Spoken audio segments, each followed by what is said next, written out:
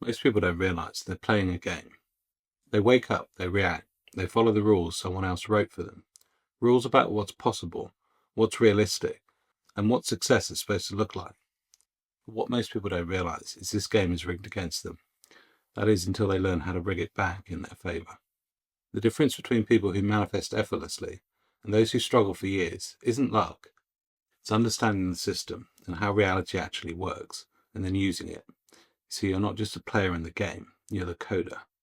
And if you don't take control of the code, it runs itself on default, based on fears, doubts, and limitations.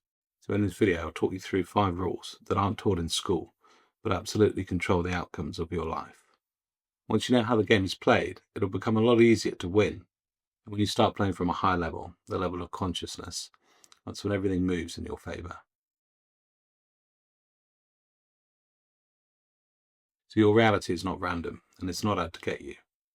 It's a mirror, faithfully reflecting back whatever you assume to be true. People ignore this rule and then wonder why life keeps proving them right in all the wrong ways. If you believe you're unlucky, reality will line up experiences to validate that belief. If you think people don't respect you, you'll notice constant little confirmations. It's not personal and it's not punishment. Reality isn't judging you, it's simply reacting. Neville Goddard explained this best. The world is yourself pushed out. You're not creating from thin air. You're manifesting from the state that you constantly occupy. Your outer world is nothing more than a reflection of your inner world. That's why 2 people can use the exact same manifestation techniques, and only one gets results, the one who truly assumes it will work. The cheat code here is self-awareness. Start listening to your inner monologue. What do you expect? Delay? Rejection? Struggle? If those are replaying in your mind, then reality has no choice but to echo them back to you. The shift happens the moment you begin rewiring your assumptions. Tell yourself, things will always work out for me. People value me. Money flows easily. The outer world will mirror those new assumptions. The change doesn't take years. It shows up as soon as your doubts stop dragging behind you. The lag isn't reality. The lag is only in your belief. So words alone don't move reality. You can repeat affirmations 1,000 times, but if there's no emotion attached to them, then they're just empty sounds. What reality responds to is the feeling behind the thought. Emotion is the signal that tells your subconscious this is real. It's the difference between saying I'm wealthy and actually feeling what it would be like to live without financial stress. This explains why manifestation from a state of desperation rarely works. When you're desperate, the underlying emotion isn't abundance, it's lack. You're not radiating, I already have it. You're radiating, I'm still waiting for it. Reality doesn't judge your intentions. It simply mirrors back the vibration of your state. Neville Goddard called this practice feeling it real. The thought creates the plan, but the emotion energizes it and locks it into your subconscious. Think of emotion as the glue that binds imagination to physical reality. So the rule here is simple. Embody the feeling of the wish fulfilled. If you want freedom, generate the sensation of freedom now. If you want love, dwell in the feeling of already being loved. Don't wait for the circumstances to change. Flip it around. Change the feeling first, and the world will reorganize to reflect it. This is why so many teachings emphasize living in the end. You're not pretending or tricking yourself. You're stepping into the emotional frequency of the reality you want. And once you do this, life has no choice but to show you it's true. Your focus is not passive, it's creative. Where your attention goes, energy flows, and that energy eventually hardens into form. Reality is built on thoughts, images, and scenarios you visit most often.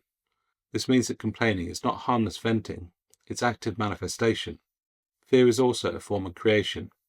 Endlessly scrolling, comparing your life to others, or training your subconscious to believe you're behind, unworthy, or lacking.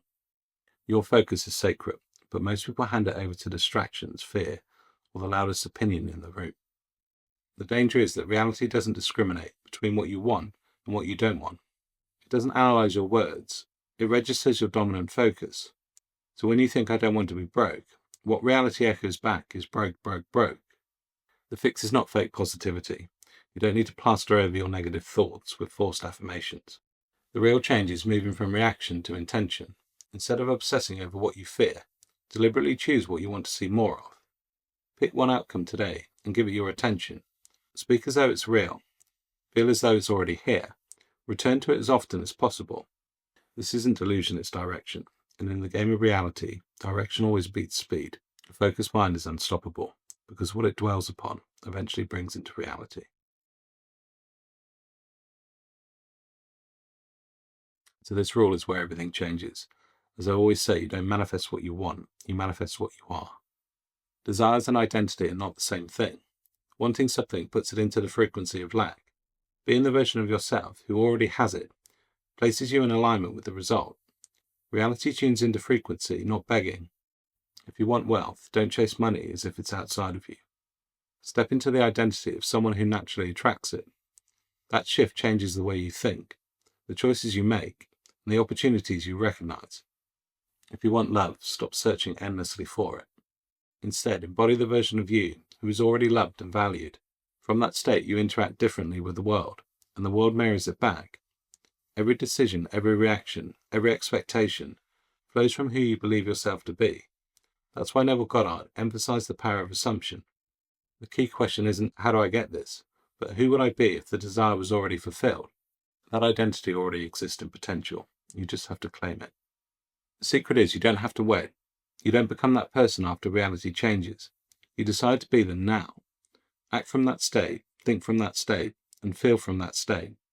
Once your self-image shifts, the outer world has no choice but to reorganize around it. You see, identity is not just the key, it's the master key. This is one of the hardest rules to accept, but it's probably the most important. The less you need it, the faster it will come to you. Desperation slows everything down.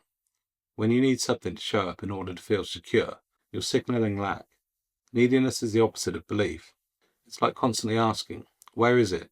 Why isn't it here yet? Which is just another way of affirming that it's not here. And remember, reality is a mirror. It reflects your assumptions that you carry, not the words that you speak. Detachment isn't about giving up on your desire. It's about knowing that it's already done. The power lies in convincing yourself, not trying to force reality. Once that state is secure within, the external world has no choice but to follow. Think of it like placing an order in a restaurant. Once you've placed your order, you don't chase the waiter around for constant updates.